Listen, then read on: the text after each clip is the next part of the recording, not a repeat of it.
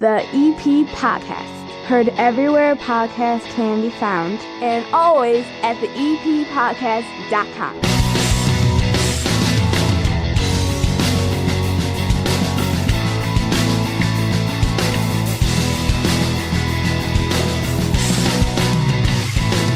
And sitting down here with me at the 9-foot homemade oak bar, Colleen Klimczak is here. How are you, Colleen? I am great. Thanks so much for having me. It's always a pleasure. Colleen stops in every once in a while on the EP podcast because she comes over here once a week and records her own podcast, Your Organized Life.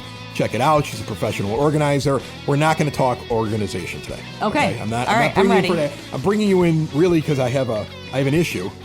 With some people out there. Oh. Ooh. Not per se the listeners of the EP podcast, although some of you may fall into this category. It is the middle of September.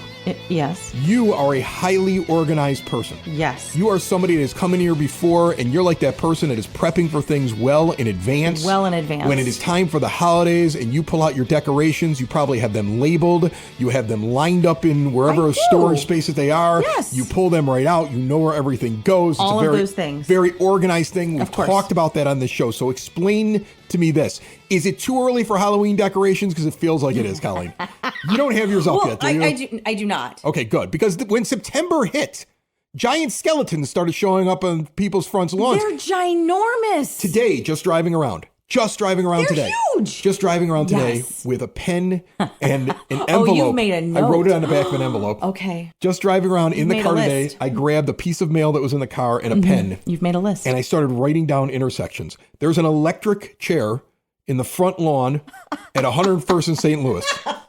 It's way too early. It is. There's but a house at 99th and Trumbull in which the entire house is covered in spider webs. No. Now, maybe you have a spider problem, but I think your Halloween decorations are up too early. That's a different conversation. There is a full display. Well, I mean, we got a rat problem, too. I know we do. I don't know if you've I've heard heard that. of- We're going to have Yes, somebody I on have. very shortly from the village. Maybe as early as next episode to talk about that. Okay.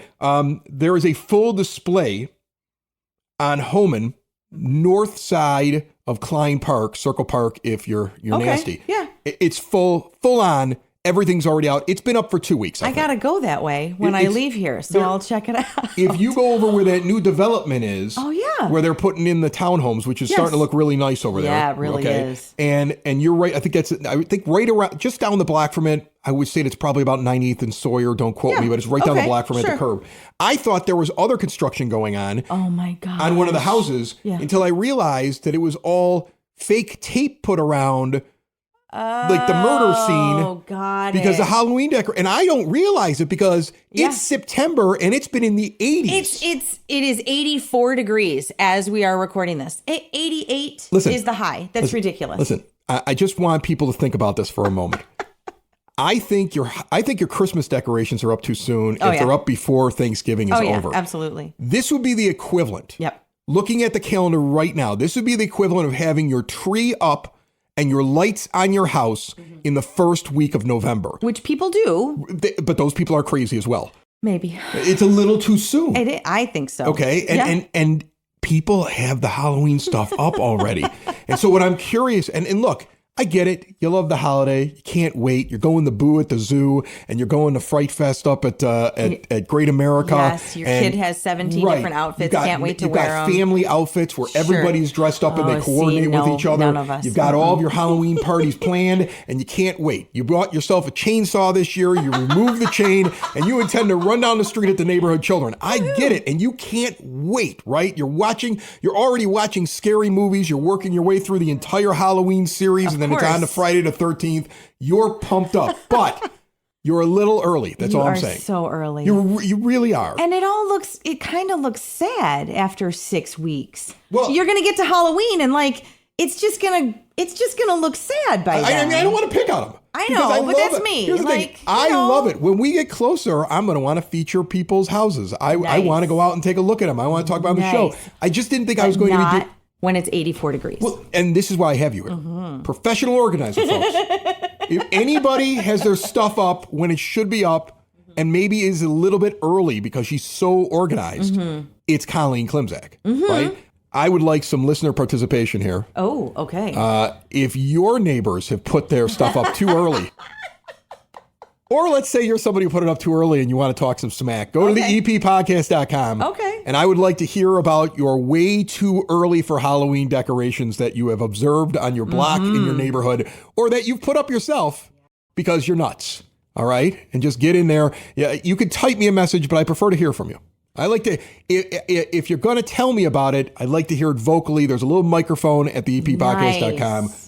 You should know I'm probably going to play it. I want to play it. I want to hear about your way too early for Halloween decorations. Yeah. I'm hoping to hear from the neighbors so they can make fun of it or from somebody who's going to try to justify it to me.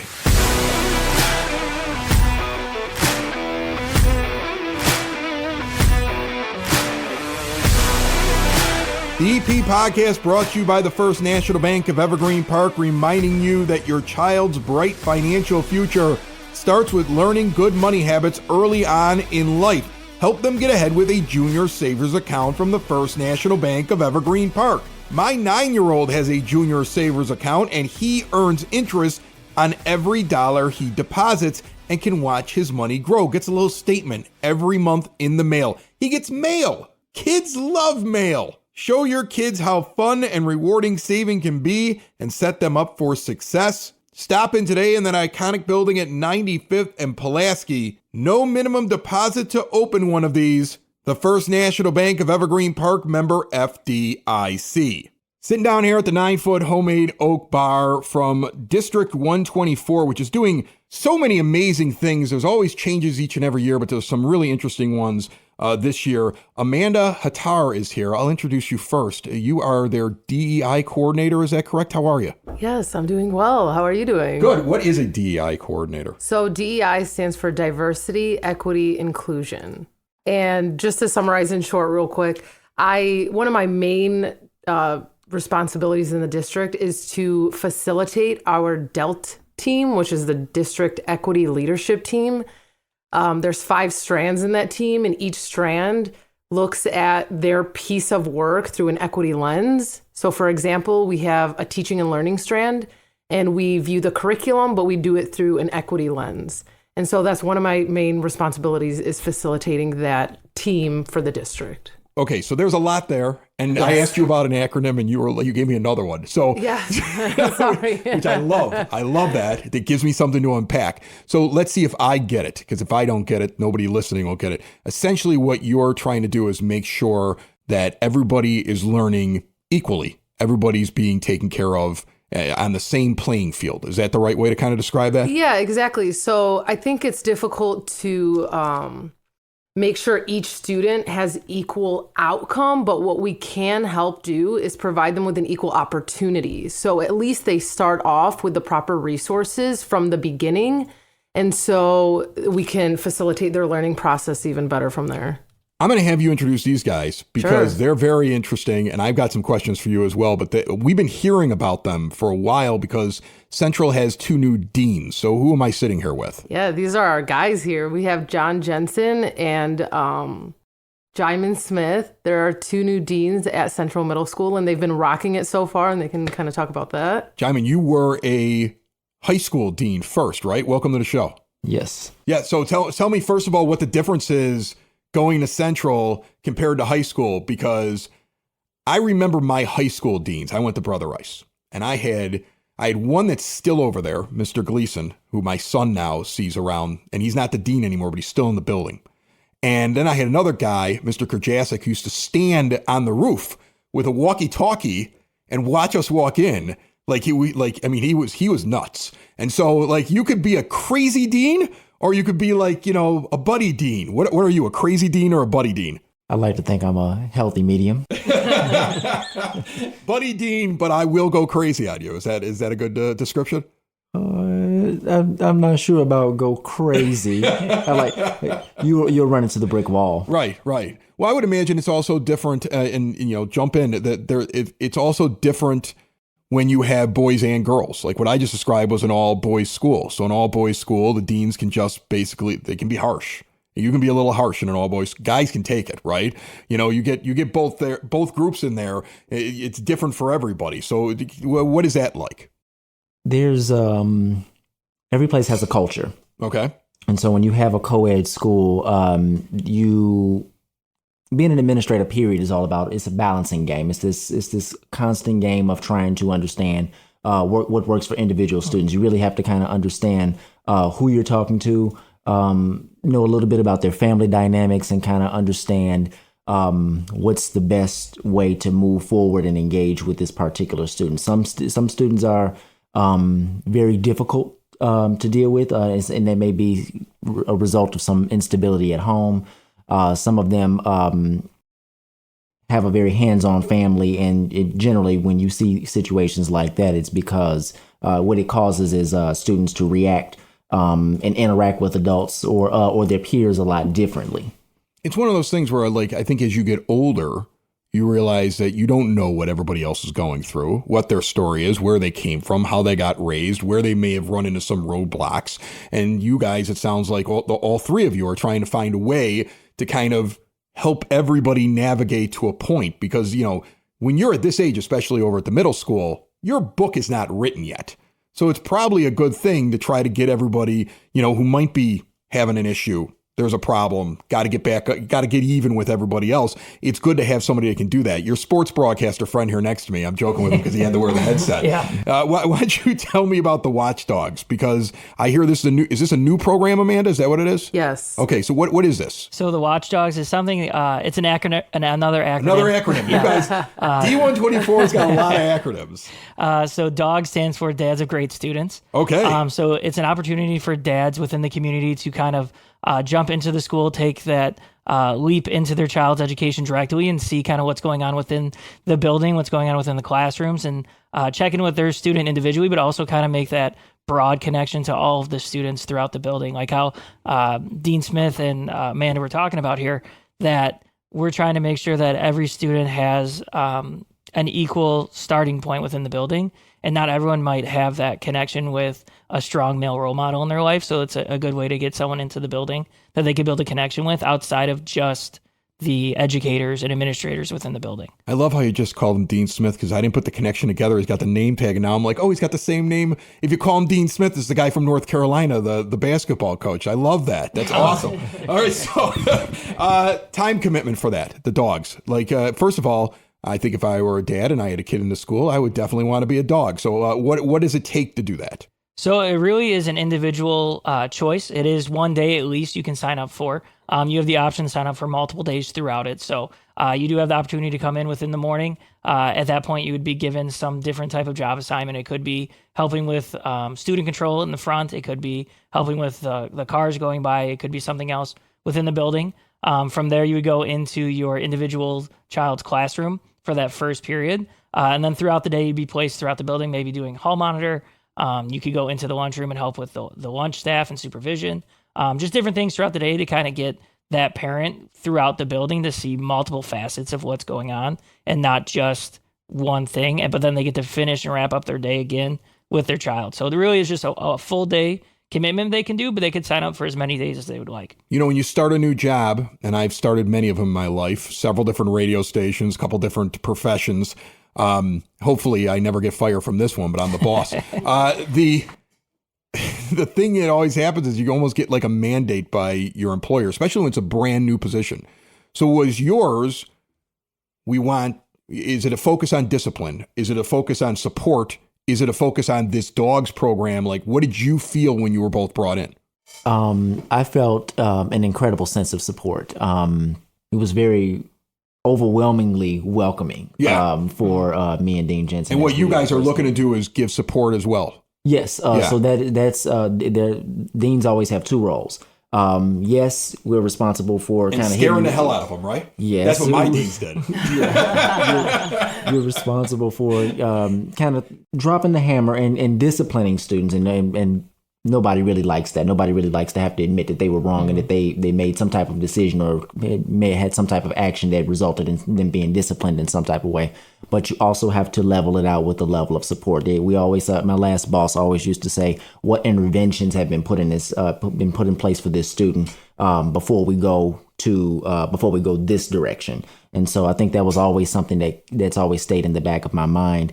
And it plays such a paramount role in my thinking and my thought process for how I deal with students.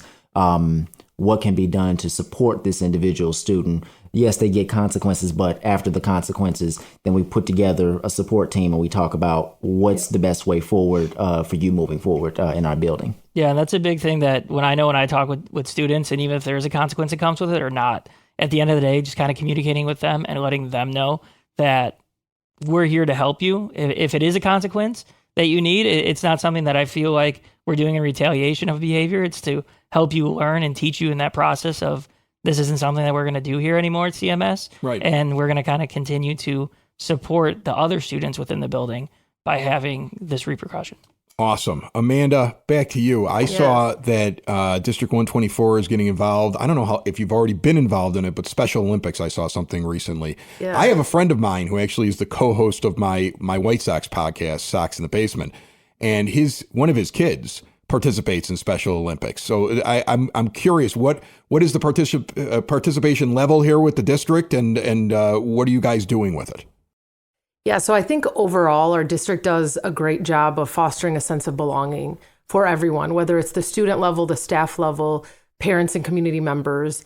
And so what we started last year was Special Olympics, which is a global organization, and it helps include students who have special education services included in sports. And we know sports are very powerful. It's a way to build community, relationships, make all students feel included and involved, and just have a place where they belong.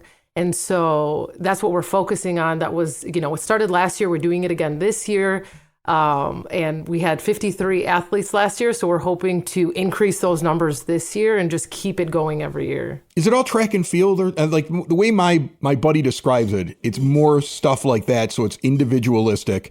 They're doing something with a group, and they can find their niche or what they're best at because it seems to be in that vein. So we want to grow into that where there's individual sports like basketball or volleyball, et cetera, right? Like different sports. However, we are starting off by doing a culminating event. Okay. So the athletes practice for 8 weeks, and then there's a 1-day culminating event that takes place that has 8 different events, and the athletes circle around and do all 8 events in that one day. So they range from basketball to volleyball to throwing and catching. There's 8 of those stations that they do on that one day. This seems like a wonderful idea for parents because, trust me, I wish all of their sports were in one day. Yeah. I would just take the day off. We'd have today is sports day, and then I never want to hear about your sports again. So I think that's absolutely incredible. All right, so how do people join in? Like, do you have any issues? I mean, you're district wide. I'm sure you're sending things out. Is there still a call to action to get more people involved?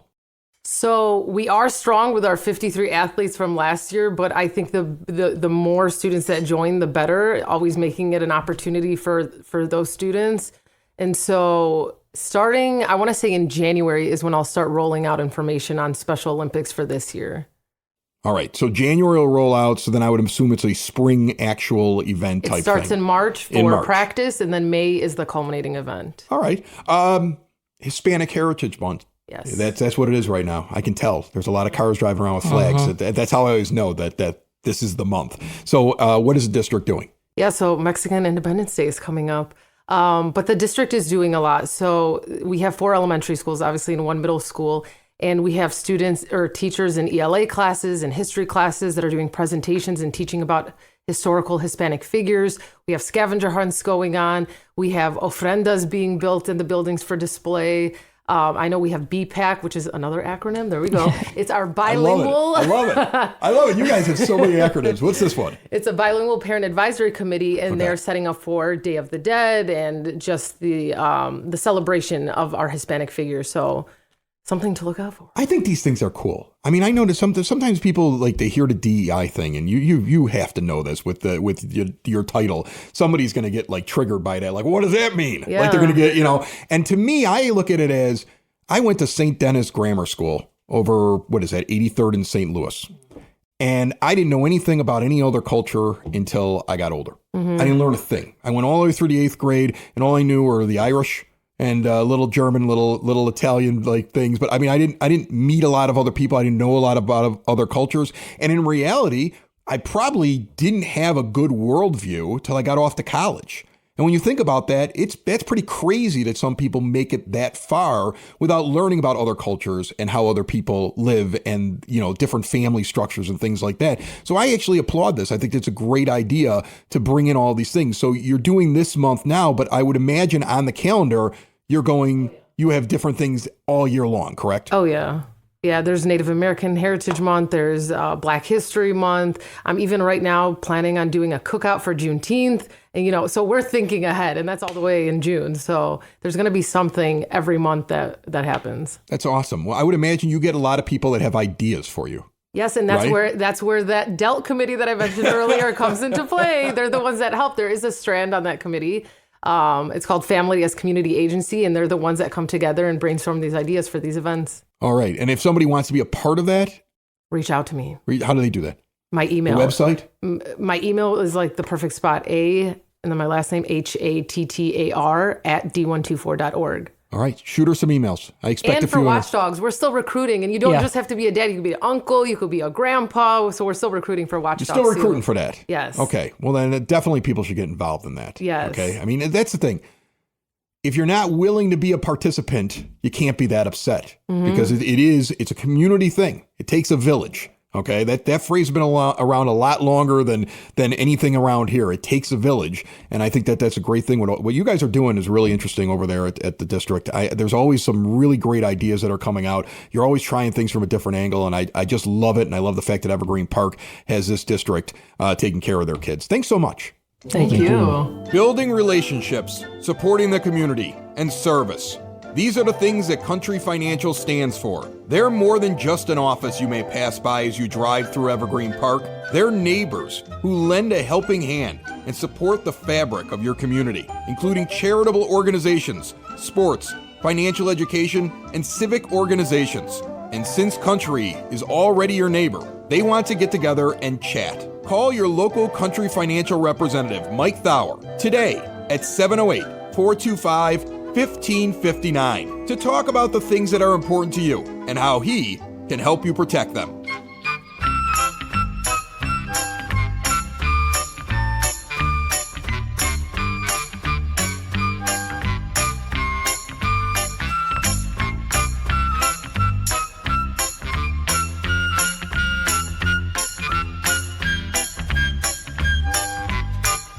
Your EP podcast, Word on the Street, brought to you by Spoke and Vine Wine Bar and Bottle Shop, northeast corner of 95th and Kedzie, the official winner of this year's Battle of Evergreen Park. And they are so excited, they're having a giant event on Sunday the 29th to celebrate their victory. Get out there for date night, fun with your friends, or to meet new friends. So many wines, an incredible menu. See everything they have to offer at spokenvinewines.com. If you have books from the Evergreen Park Public Library and they're overdue, remember, in the month of September, $1 pays all fines. Get off scot-free for $1 at the library. Do it before the month ends. And congrats to 2 high school seniors over at Evergreen Park Community High School, Benjamin Long and Maximilian Castillo. They have been named 2024 National Merit Scholarship semi-finalists. Congrats to them and to the Evergreen Park High School football team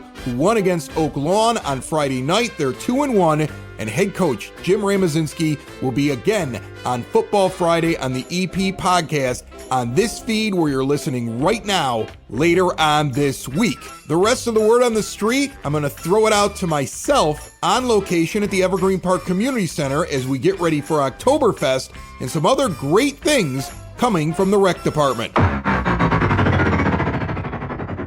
All right, we're out at the Evergreen Park Recreation Department over at the Community Center. First off, I love getting out on the road and kind of like sitting down and speaking with somebody on their own turf because you get to see everything that they have going on. Kelly is here from the rec department. How are you, Kelly? Great, Chris. Thank you so much for having me today. Tried to get the other girls from the office, but I'm the low man on the totem pole, so I'm on. Hold on a second. What you're telling me is that people argued over who was going to have to do this and you lost? I lost and won. I was going to say I'm in a room that I didn't think existed over here at the rec department. It looks like you have sewing machines and ironing boards, and this must be for one of your classes that you guys do, right? Correct. This is actually Miss Paisha through the Youth Commission. They run a sewing class here. They have a beginning sewing class and an intermediate sewing class that's offered. I believe it's for like 8 and above. But the kids get to come in and learn how to start those early sewing applications. We have a woman from the community who comes in, and I think the fee is minimal at best. I mean, that's just so cool. It is, and it's wonderful, and the kids have loved it. We get so many kids that the class fills up very quickly every year or every session when she offers. Yeah, I don't know how to sew, so I'll send one of my children up here so they can take care of it around the house. You and me both. I do not know how to sew either. We used to have one that did it, but she ran off to college, so I'm going to have to send one of the boys up here now, and they're going to be really upset. They're going to be like, my dad told me I have to come up here and learn how to do this because my sister isn't around anymore. Yeah, absolutely. My husband knows how to sew better than I do, so it says a lot. All right, so the big plans, and this is why I stopped by, Oktoberfest is coming October the 5th. It is the third one, correct? Fourth one. I've been at all of them. As you can tell, I might have had a few beers at them if I forgot one of them. It's Oktoberfest for a reason. Yeah, but this is fun, and I felt like the first time that you did it in the first year of it, I was pumped about it because I love Oktoberfest. I travel all over the South Side, and I go to different Oktoberfest. Like this week, I'll actually be in Lamont because Pollyanna does one at the Forge in a big field out there, and they invite me out all the time because of my White Sox podcasts and stuff. So I'm going to be at that one. But I love the travel to them, and I love the fact that Evergreen does one, and to watch it evolve so quickly into what it has become. It's family friendly, but you do have an awful lot of fun going on there. The Stein hoisting competition at the end of the night is always a blast, and that has evolved as well. And so what do you feel like going into year 4? Are you ready for this one? Absolutely. I believe year 1, I wasn't quite on board 100% yet. I was doing some volunteer work, but year 1 we had a rough weather year. Yes. A little bit of rain, very chilly temperatures. But year 2, 3, last year was great during the day. Got a little chilly at night, but that's okay. We can handle that. So if weather-wise is on our side, that obviously helps tremendously. But the activities that we have set up are, I think, again, we start out the day family friendly. We have our petting zoo, pony rides, crafts for the kids. Miss Laura from the library is going to come and do a story time for the kids and also a craft for the kids. So tons of stuff family-wise to come out and do early, and obviously continue and stay. We're going to have a DJ during the day, and then we're going to go into Wild Daisy for live music in the evening. And then that's when we get, all the people who have been busy working at the house all day come out, and they're ready for something to eat and a cocktail and some live music. The Stein hoisting is always a huge event. Everyone nominates their friend who may have had a few too many drinks at that point to get in. It's the most competitive thing, and I remember that you guys have had me do it every year. Yes. So I remember the first year I made the mistake of thinking I could stand up on stage with the microphone with the crowd and judge at the same time. And the problem is you'll see somebody move, and I've seen professional Stein hoisting competitions, so when I would see somebody shake a little, I'm like, you're out. And the crowd will lose it if it's like one of their friends. Like, people get angry. So now what I've learned is I pick 2 random people from the crowd who feel this honor of I get to judge. 100%. But what they don't understand is that everybody's going to be mad at them except for the winner. Because it is such a thing where it's like, if it shakes a little bit, if their arm falls a little bit, the moment they start to lose strength in their hand holding up that big stein of beer, then all of a sudden they're out. And it's the most incredible thing to watch. But I learned very quickly, I don't want to be a judge. I just want to be the guy in the microphone. 100%. Yeah. And you have, like you said, those groups. Everyone's cheering for their specific person. And once their person's out, they get a little feisty. Yeah, but what you don't understand is that the person's out and then they've got a giant stein of beer. So I always feel like even if you lose, you win. 100%.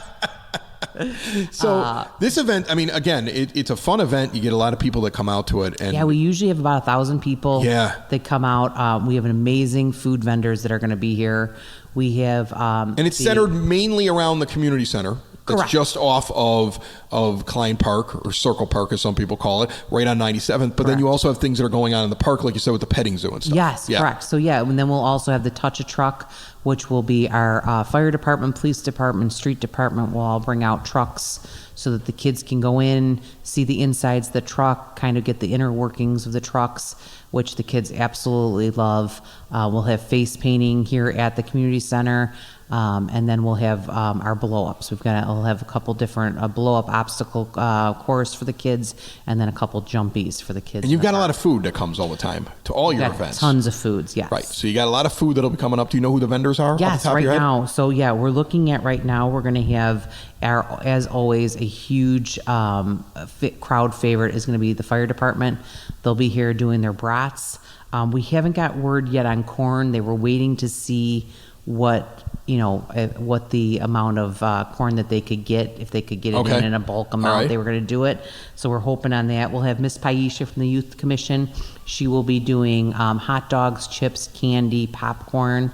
So she'll be out there with that. The local community groups that will have Bracco's will be here selling their delicious pizza. Then we're also going to have Spoken Vine, which was last year was their first and year. They brought in German wines, if I'm not mistaken, when they did it, which was really good. You have different bartenders working the beer garden throughout the entire thing. We've always got our famous bartenders. Yeah. We're hoping to get, our trustees are out every year to help out with the bartending. Mayor Burke will be here. Clerk Duffy will be here. So we've got all of the famous Evergreen Parkers that will be out. And this year we actually got a reach out from District 124. I heard that. That's why I brought it up. Yeah. They're bringing board members to come and do correct. it. Yeah. So the board members are interested. They wanted to kind of be out at the community events and be a part of that community event. So they're going to be out doing some bartending for us as well this year.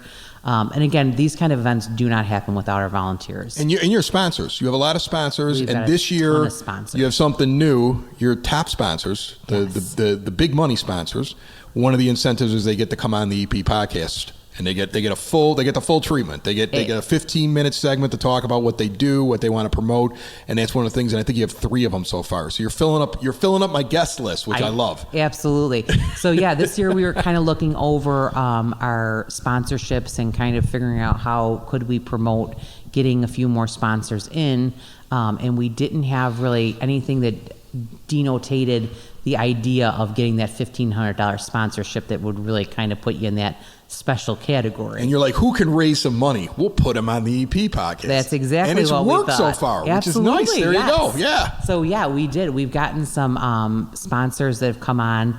We have a new Club Pilates that's coming into Evergreen Park building currently. So of course they wanted to get their name and their information out there. So they're going to jump on with you at some point and do a 15-minute spot.